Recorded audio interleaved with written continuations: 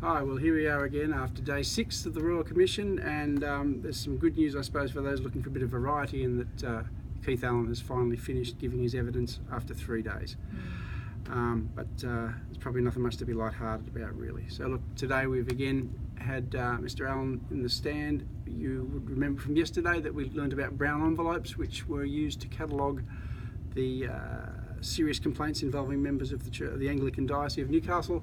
Yesterday we heard that there was no identifying details on those envelopes, and although Mr Allen continued to insist today that the envelopes were blank and that apparently people somehow just mysteriously identified the right envelope, we were shown one of those envelopes on the screen, and lo and behold they had the names of the complainant and the names of the respondent and a whole lot of other detail. And that led to some rather torrid questioning of Mr Allen by Justice McClellan and also by Counsel Assisting Naomi Sharp. Justice McClellan at one point asking Mr Allen if the reason why he was not conceding that he'd seen those names was because he feared being charged with an offence. Ms Sharp put to him that his evidence on that was unbelievable and absolute nonsense. And at that point Allen came in and said, "That's not true. I just say we didn't know any names or any parish." Yes, yeah. And so it was a bit like that for much of the day.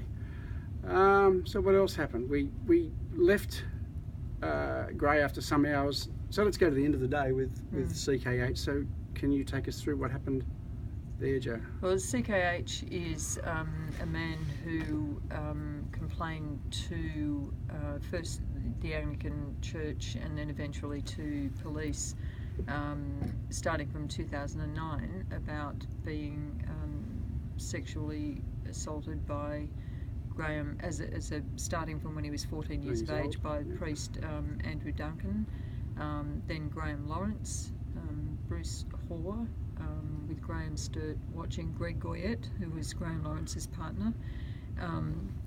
We went through some very distressing evidence by CKH about different events.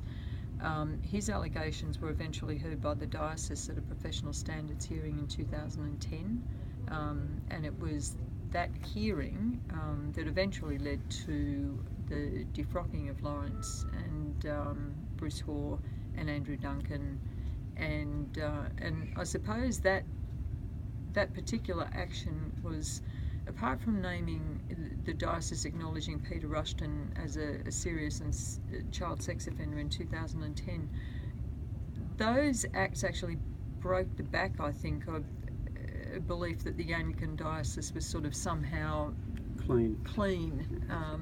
So CKH, a very courageous man who obviously has a lot of family support and has been through a lot, and now those men are defrocked and he's given evidence, and it was great to see that being acknowledged, his courage after all this time. But even then we could see it took a long time to get the church to that point, because he was not happy with, although he was happy overall with the church's response, it took a long time to get them there. So look, the commission continues again tomorrow. We've been told definitely that they won't fit it all into the 2 weeks.